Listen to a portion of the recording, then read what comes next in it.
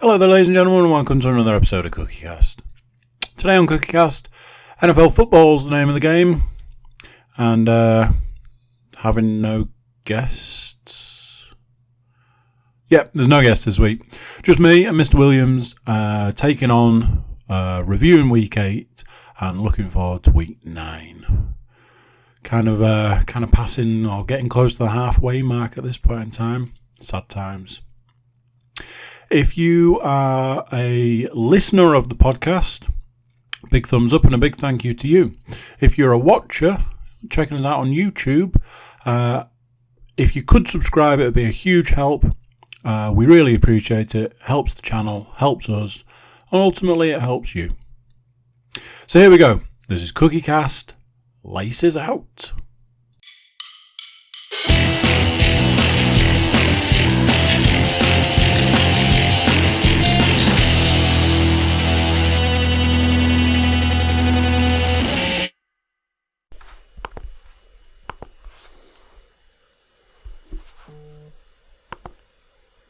Oh, no, yes, I think it's recording. Decided, don't want to do that the first time round. So, it does say the word recording. I have, on good authority right here, it is indeed recorded. Should save it for a completely different podcast, but for future reference, our names don't appear on the recording. Yeah, I was gutted.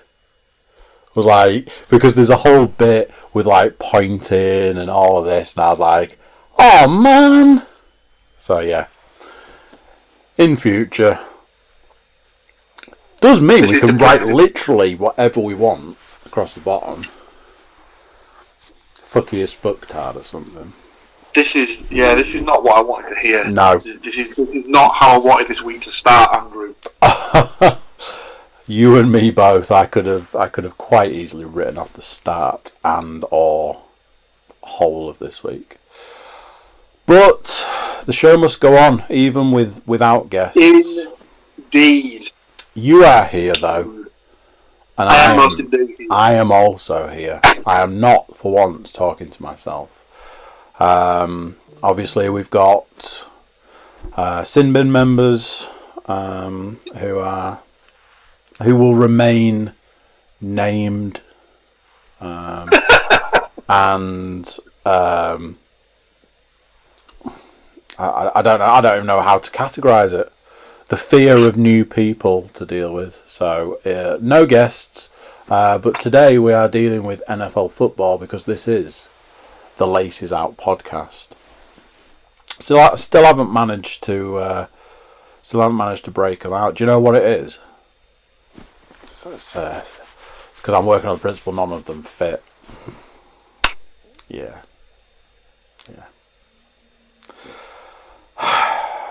So, Week 8 in the bag. Week 9 just coming over the horizon. Will no doubt bring with it many pennies in my pocket, because I tell you, if there's one man who can pick 14 games correctly, it is not me.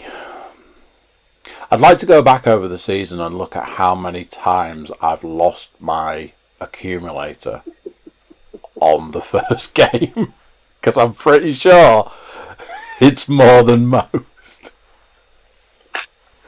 Well, a quick compensatory flick through the book would indicate that the last two. Well, apart from the Giants-Eagles Thursday night football, we've been shafted by the two previous. So let's also not talk about the Cincinnati Bengals, who decided, yep.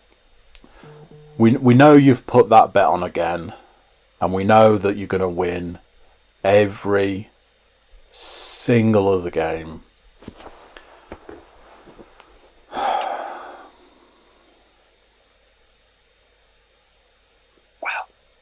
Hey, listen, they were just obviously skipping ahead slightly, but they were just one of several coupon busters in this week's NFL. Well, I mean, we could all talk about the Dolphins for once. That's unfair. The Dolphins have been interesting Decent. this season. Yeah. I agree with that. They're definitely not a team to count out the running. I've said it before, and I'll keep coming back to it. I have that tiny little sweet soft spot for the Dolphins. There are just those teams out there. There are those teams out there that you will always despise. New England. Then there are the teams that you despise for that season. Dallas. And then there's the teams that no matter how bad they're doing, week in, week out, season in, season out, you got that little soft spot for them. Miami, Denver. But yeah, So, week 8. Like, how should we start off talking about week 8? Should we talk about how well we predicted week 8? Let's do that. So, we did have a guest last week, Mr. Matthew Moore. Congratulations, Matthew, on... how do I say it? Do I say congratulations on beating me comprehensively? Or do I say congratulations on taking advantage of my poor running back situation? Congratulations, Matthew. Well done to you. You dominated last week. Sadly, obviously, Phil wasn't able to join us last week, but he was able to take part in what can only be described as a complete dross-off in fantasy with myself. Neither one of us getting above 55 points. But who won? I had one player left to play. I had Carson Wentz needing to score me 11 points or more, playing against the worst defence in football. He scored 7 points. So are we the losers of the week? Yeah, we are. I know that we'll be glad if we are the losers of the week that the stats mistress isn't here this week. I believe she had from a game prediction perspective. So obviously, as we discussed, Matt was the guest last week. He was the least successful, let's put it that way, of the predictions last week. Can't have it all, Matthew. Cannot have it more. He correctly picked 6 out of the 14 games correctly. Not even less than half distance. Not even halfway for ladies. Could be the worst performance of the season from a predictions perspective, but we walled it against it. Second, or third, if you will, apologies. Third in the predictions, with 7 out of 14 correct, is this guy. Ooh. So 7 out of 14 correct? So this is either going to be somebody cementing their lead or somebody taking the first dub. Yes and no. Joint onesies. So, if you remember last week, there was no difference in our predictions. Had identical predictions.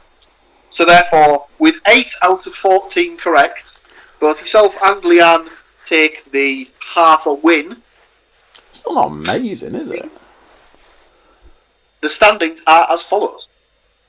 Leanne, the stats mistress herself, is officially off the schneid.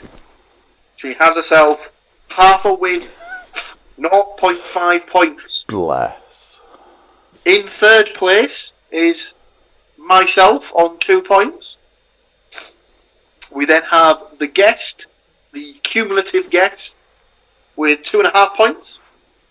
And then safely in the lead by a good point is the Cookie Cast host, Mr. Andrew. I've said it before and I'll say it again. The reason people tune into this podcast is to hear our collective selves correctly predict football, fantasy football, and accumulator bets.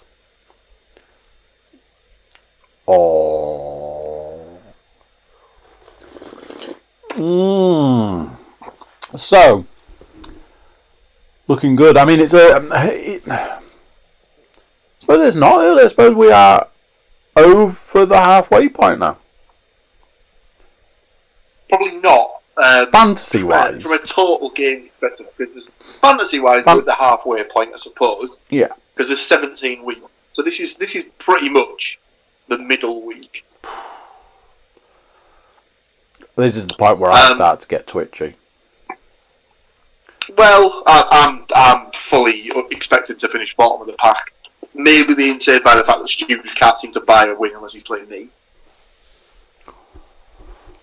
And word on the street is that he did buy that win. Just not using money. I can neither confirm nor deny whether transactions of a monetary nature took place.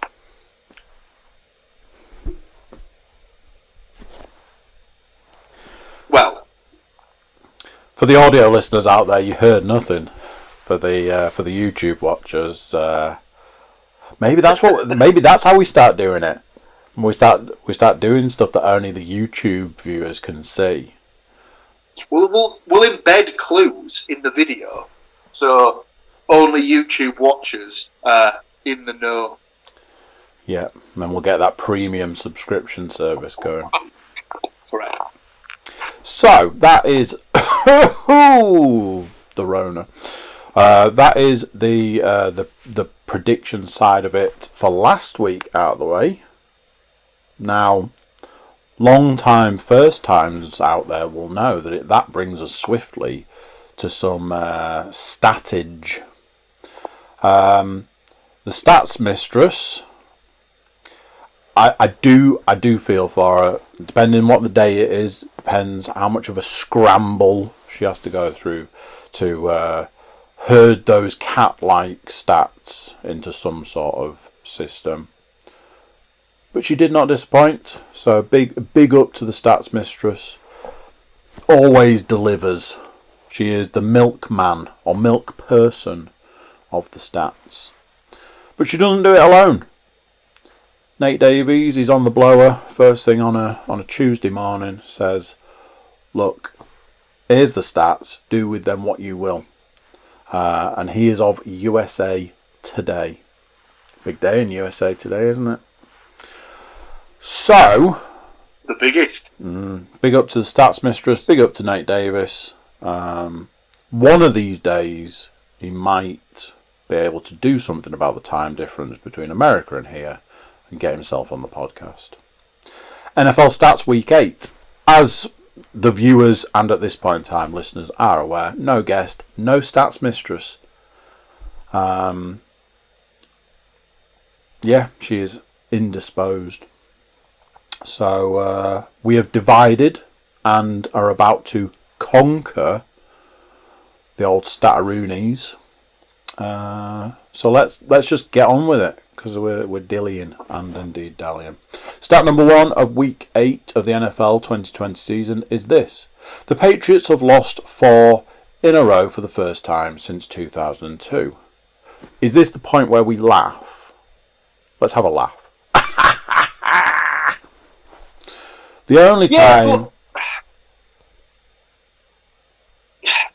Is it a case of we laugh now?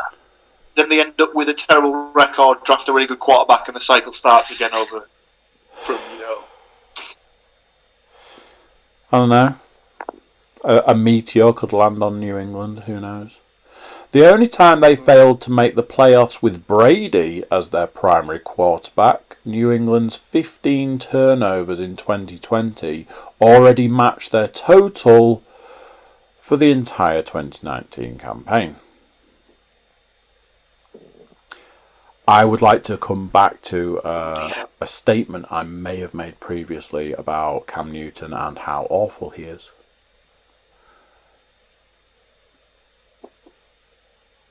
Moving on. Now 6-2, the Bills draw closer to their first division title since 1995. Speaking of his shithouseness, Newton wasn't the only prominent quarterback to end Sunday afternoon on a sour note. The Packers' Aaron Rodgers was strip-sacked on the final play of Green Bay's surprise 28-22 loss to Minnesota.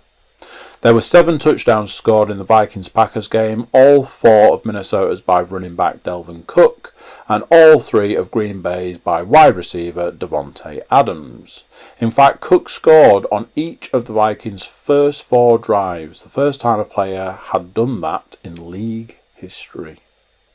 Well done to you, sir. Number 4, Saints quarterback Drew Brees threw a pair of touchdown passes Sunday, establishing a new NFL record with his 560th. Now 7-0, the Steelers remain NFL's only undefeated team.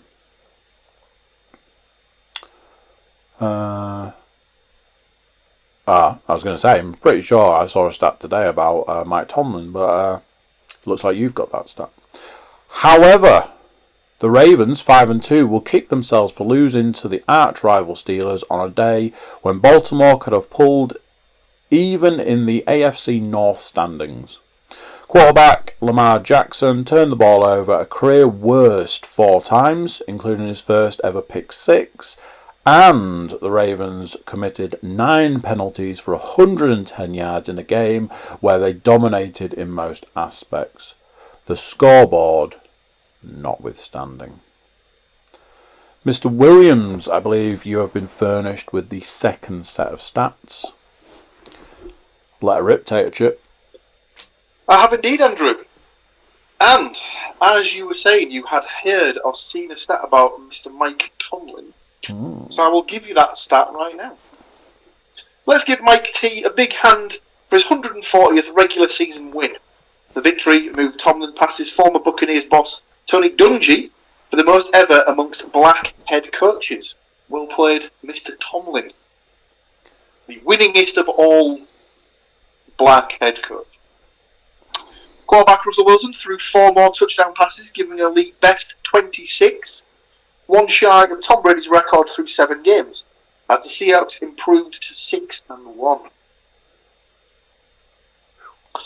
The Bengals' upset of Tennessee means that Cincinnati has already matched its entire season of has already matched its entire 2019 season winning total of 2. It got them Joe Burrow, so they can't be too disappointed. Browns defensive end Myles Garrett, who suffered a knee injury in the second quarter on Sunday, was held without a sack for the first time since week 1.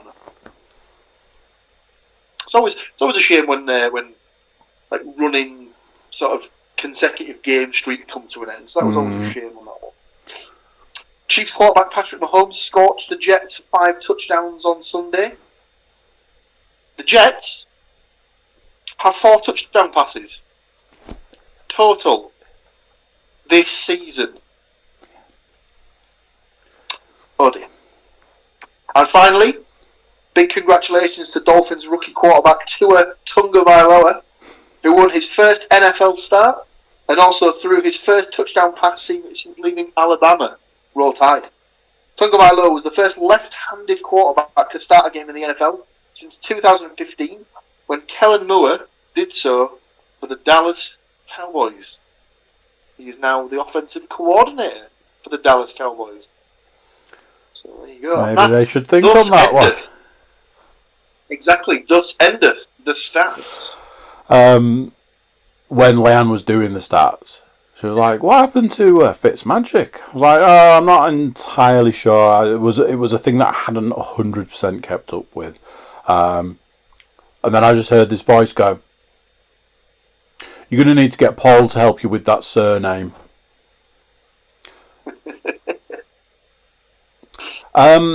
We have, for you fantasy football players out there, a list of injuries.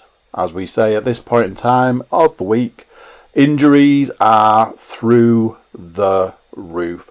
I, at this point in time, am struggling to put an actual team out on my lineup. I have more letters on my bench than are actually in the alphabet. It looks like aliens have landed and left us a message, and that message is on my bench. There was a point, might have been in the mini league, when I was like, do I need to play a defence? Because I haven't got one, and all the ones on the waivers are shit. I was like, might just skip it this week. My running back situation is dire. When you're going, 4.5 is higher than 4. Yeah. But you see that guy there that's listed as probably not going to play, but projected 16. He'd be good to have in the lineup, wouldn't he? He'd be real good to have. Yeah. To keep the flow going, I gave you all of the first set of injuries. So take it away, injury man. So, to start the injuries, we're actually going to go with something that's not injury related. However, it is COVID-19 related. Boo. So, the Cardinals, who were on a bye this week, had 2 players test positive for the virus this weekend. Now we move to the injuries. Rams running back Darrell Henderson exited early with a thigh injury. I believe he's now doubtful. Oh no, scratch that. He's not doubtful. They're on bye. But I think he was, even with the bye, I think he's still doubtful from week 10. So, watch that space. Anyone who's got Darrell Henderson, hang your head in shame. We move on. 49ers running back Tevin Coleman was ruled out against the Seahawks after suffering a knee injury in the first half. I believe that was either his first game of the season or his first game back from a previous injury. So maybe it was a case of he wasn't fully fit in the first place and they've just rushed him back a little bit too soon. He's now listed as doubtful for next week's encounter with the Packers, which is on a short week as well. So watch this bit. Colts wide receiver T.Y. Hilton did not return against the Lions after suffering a groin injury. Wide receiver Ashton Doolin exited early with a knee injury. I'm assuming that's again for the Colts. And then moving on to the Lions, wide receiver Kenny Golladay suffered a hip injury against the Colts and did not return, as did Jamal Agnew, who was ruled out with a rib injury. Andrew. Well, the injuries don't stop there, I'm afraid. I have more. When you thought that was enough, no. Dolphins running back Patrick Laird, ankle, exited early against the Rams. Titans wide receiver Adam Humphries was carted off the field after taking a hit to the head by Bengals defender and was ruled out with concussion. Bears wide receiver Javon Wims was ejected in the third quarter for throwing a punch. That whole situation just looked like utter madness. Just mental. It did birth many memes though, which are all hilarious. Seattle Seahawks coach Pete Carroll announced the status of running back Chris Carson, foot, for next week remains unknown.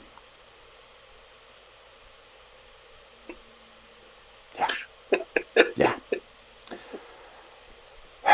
Dallas Cowboys coach Mike McCarthy said after Sunday night's loss that quarterback Andy Dalton, concussion, was doing significantly better and believes Dalton is close to returning and should be in the lineup to start against the Steelers in Week 9. I think the word missing at the end of that is unfortunately.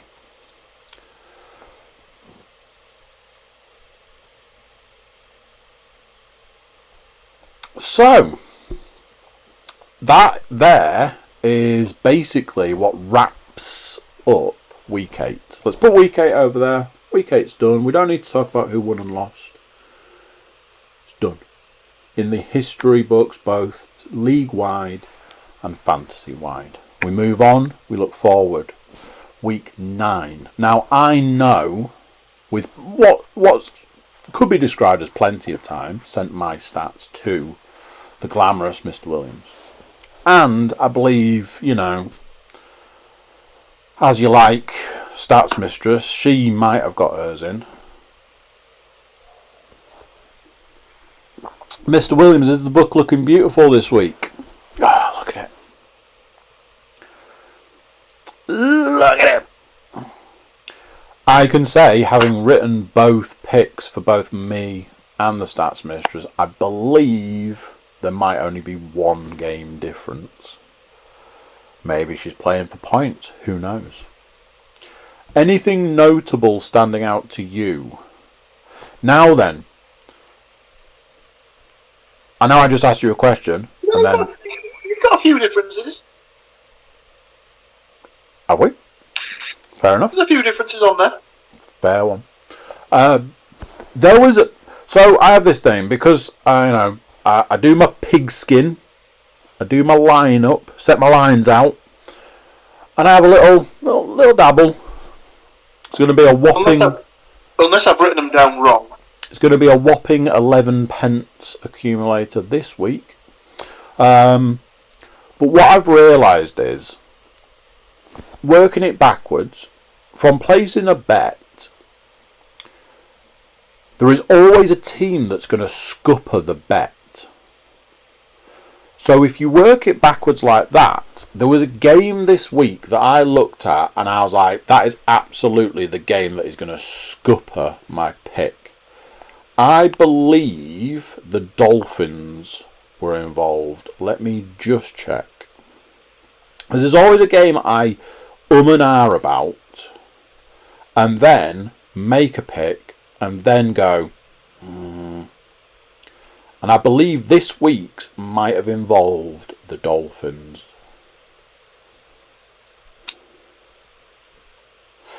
Dolphins 4-3 take on the Cardinals 5-2. Of those two teams, numbers wise, Cardinals all day, innit? Numbers wise. But the Dolphins were the second team to blow my accumulator out of the water at the weekend.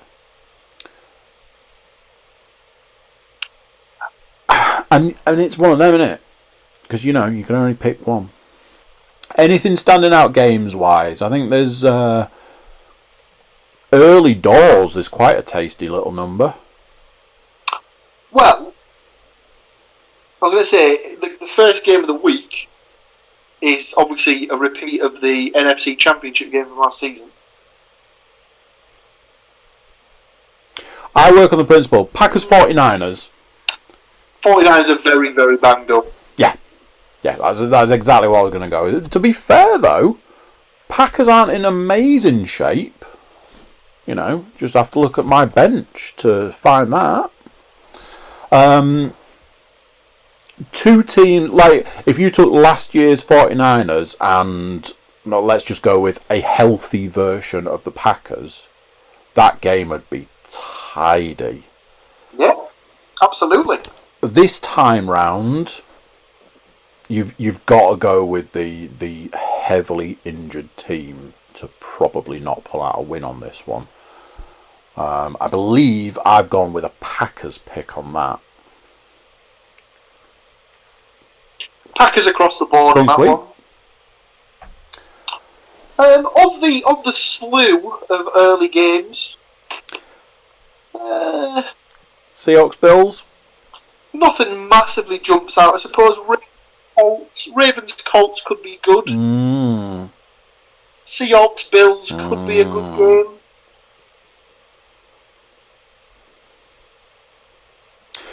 There was another game that I looked at and I was like, do you know something? Part of me is tempted to put the Panthers to beat the Chiefs. Because, like I say, there is a game every week where you look at it and you go, without a shadow of a doubt, that game is going to go that way, and it doesn't. So, statistically, I was like, of all the games this week, Panthers to beat the Chiefs. You heard it here first, people. Obviously, I didn't pick that because, that's crazy talk. I was going to say. That's crazy talk. Well, I mean, you could argue that game could indeed be the Ravens-Colts game, because we've all picked the Ravens, and it's in Indianapolis. So Lamar's not looking as comfortable as he was last season. They are not the team of last season. Again, check out my bench if you want to see what's going on with the Ravens at the moment. Lots of D's. Oh, is he doubtful? Are you going to make a game time decision? Yeah, does that help me pick a lineup?